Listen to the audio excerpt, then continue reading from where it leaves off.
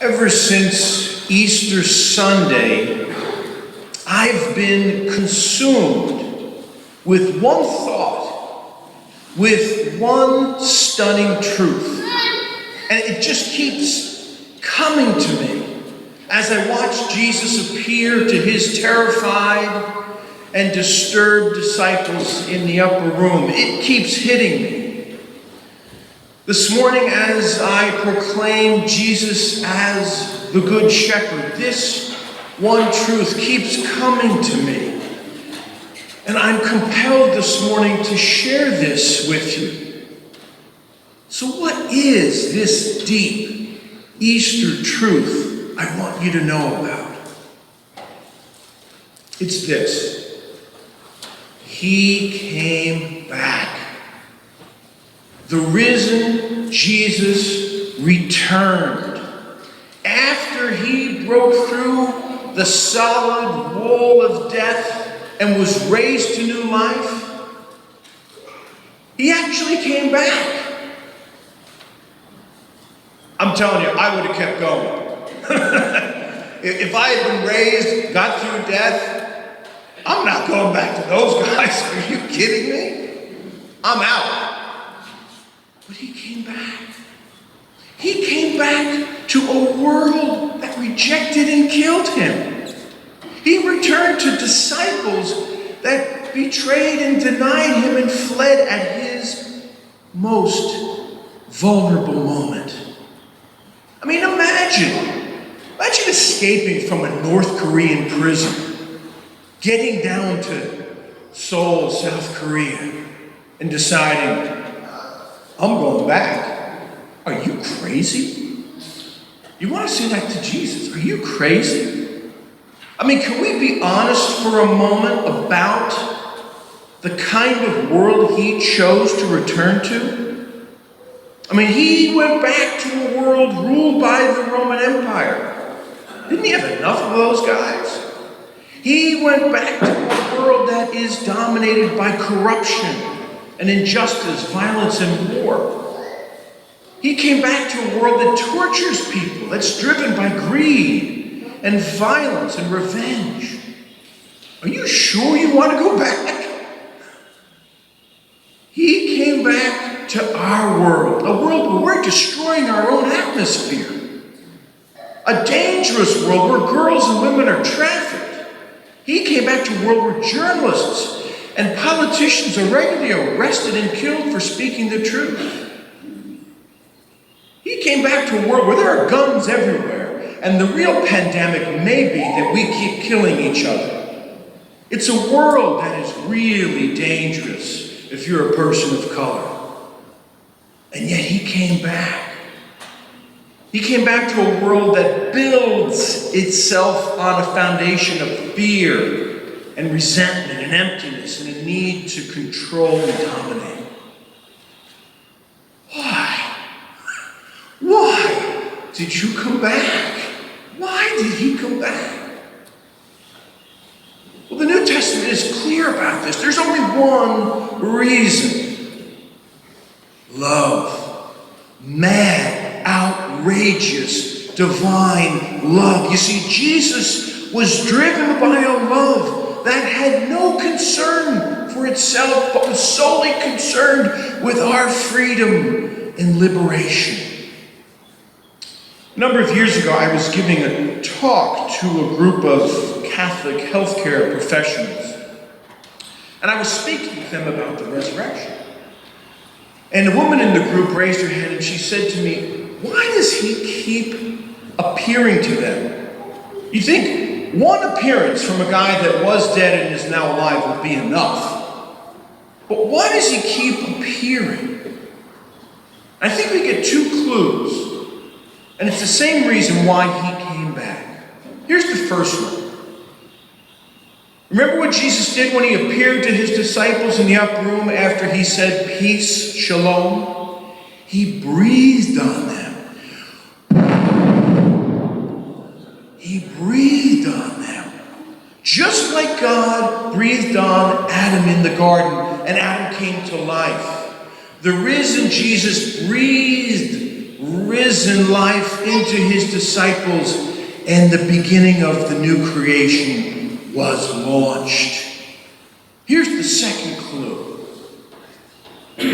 He says, right before he tells us he's the good shepherd, in chapter 10, verse 10 of John's Gospel, he says this, I have come that you may have life and have it abundantly.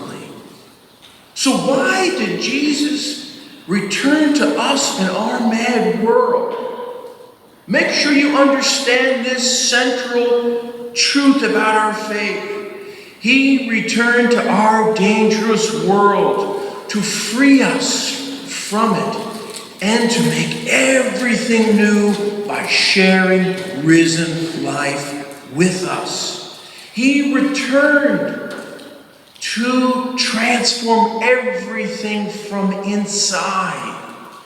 He returned to share his risen life in order to create a new kind of world built on his peace and forgiveness and love. He returned to create a new kind of human race, a new kind of human community, a new kind of person that lives from nothing but his risen life.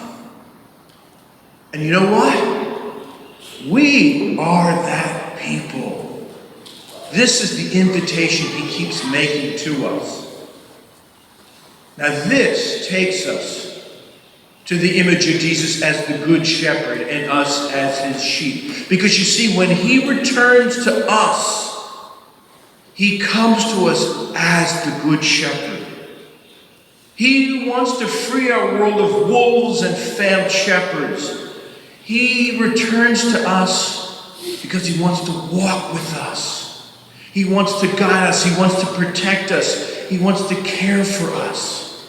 He wants to share his very life with us.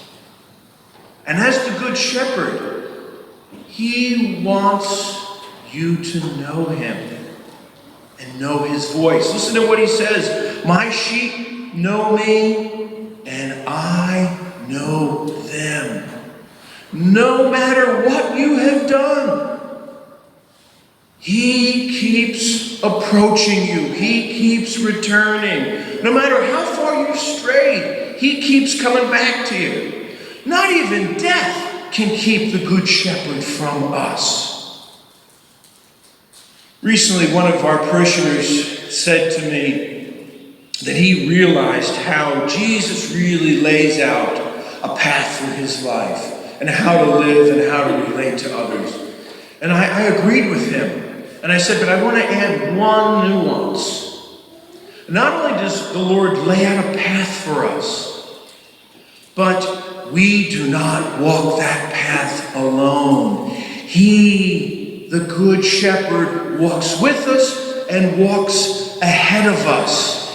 He walks with us whether we know it or not. Remember the disciples on the road to Emmaus? For most of the time, they were clueless that he was with them.